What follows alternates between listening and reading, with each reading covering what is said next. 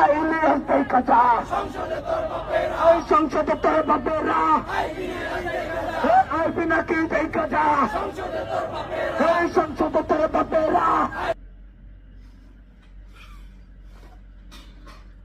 I Ilias দেখা যা, I Pinaki দেখা যা, কি দেখার জন্য ডাক দিছে?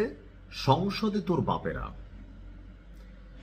5ই আগস্ট আগবর্তী আর পরবর্তী সময়ে সাংবাদিক ইলিয়াস এবং পিনাকি ভট্টাচার্য বিএনপি এবং জামাতের নেতাকর্মীদের কাছে পূজনীয় ছিলেন, কারণ যেই সময়টাতে আওয়ামী লীগের বিরুদ্ধে কথা বলাটা কষ্টকর ছিল, সেই সময়ে সাংবাদিক ইলিয়াস এবং পিনাকি কথা বলতেন। তো বিএনপির সকল নেতাকর্মীরা মনে করত তারা বিএনপির পক্ষে কথা বলছে, বাট 5ই আগস্ট পরবর্তী সময়ে পিনাকি এবং সাংবাদিক ইলিয়াসের যে অবস্থান ছিল সেটা ছিল আসলে জামাতের পক্ষে। এমনকি স্বাধীনতা ইস্যুতে সাংবাদিক ইলিয়াস যে বক্তব্য দিয়েছেন, অধ্যত্বপূর্ণ অনেক বক্তব্য দিয়েছেন, পিনাকিও দিয়েছেন, তবে ইলিয়াসের বক্তব্যগুলো একটু বেশি কি বলা যায় শক্তিশালী বক্তব্য ছিল। এমনকি আমরা যাদের মিছিল শুনলাম তারা হচ্ছে নূর বাহিনী। গতকালকে পরশুদিন সম্ভবত পিনাকির বাড়ির সামনে একটা আপনারা মিছিল দেখেছেন, আর আজকে রাজপথে প্রকাশ্যে সাংবাদিক ইলিয়াস এবং পিনাকির বিরুদ্ধে ভিপি নূরের যে সমর্থকরা আছেন তারা এই মিছিল করলেন। আসলে কেন?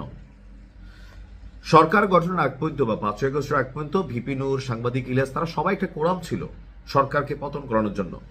তো 5ই আগস্ট পরবর্তী সাংবাদিক ইলিয়াস এবং পিনাকির আহ্বানে বাংলাদেশে কিছু কিছু জায়গায় যে মপতন্ত্র তৈরি হয়েছে সেইটার বিরুদ্ধে সোচ্চার হয়েছিল সরকার সংশ্লিষ্ট অনেকেই, যেমন ধরেন আসিফ নজরুল স্যার, তারপর ভিপি নূর, এমনকি বিএনপির যারা প্রথিতযশা নেতা আছেন তাদের বিরুদ্ধে যখন অবস্থান করছে, কর্মীরা তো ভাই এটা পছন্দ করে না।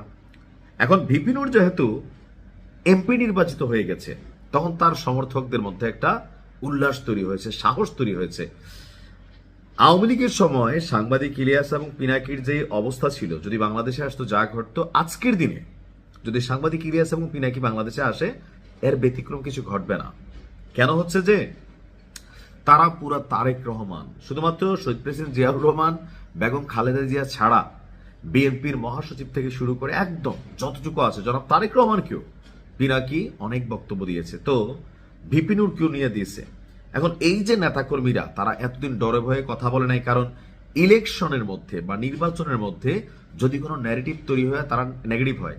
তবে ভিপি নূর মাঝে মাঝে বক্তব্য দিছে, তার এই বক্তব্যগুলা জনগণের একাংশ পছন্দ করছে, না হলে তো ভিপি নূরকে ভোট দেয় নাই। তবে এই ক্ষেত্রে বিএনপির একটা ইলেকশন ইঞ্জিনিয়ারিং ছিল, কোনটা যে ভিপি নূর যে আসনে দাঁড়িয়েছে তাকে যে মাঠটাতে দিছে সেখানে নূরের পক্ষে কাজ যদি না করে সেজন্য কয়েকজন নেতাকর্মীকে কিন্তু ভয় দেখাইয়া বহিষ্কার করা হয়েছিল, যেন বাকিরা তালের মতন সোজা হয়ে যায়। তো দেখা গেছে দিন শেষে নূর যখন জিতা গেল তখন স্বাভাবিকভাবে তাদের মধ্যে একটা শক্তিমত্তা কাজ করলো।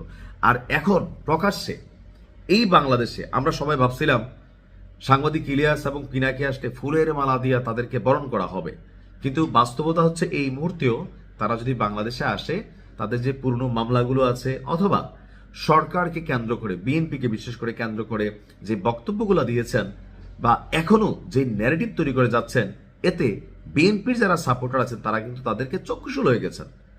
মানে স্বাভাবিকভাবে বাংলাদেশের মানুষের কাছে বাপের চেয়ে নেতা বড়, নেতার চেয়ে দল বড়। তো ওই জায়গাতে তাদের প্রতি যে ক্ষোভ, গোসা, রাগ, সেটা কিন্তু জাতির একটা অংশ বা যে সকল নেতাকর্মীর বিরুদ্ধে তারা ন্যারেটিভ তৈরি করছে আজকে প্রকাশ্যে আহ্বান জানাচ্ছে আই পিনাকি দেখা যা, আই ইলিয়াস দেখা যা।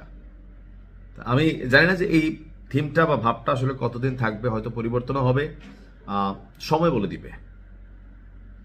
ভালো থাকুন, আসসালামু আলাইকুম।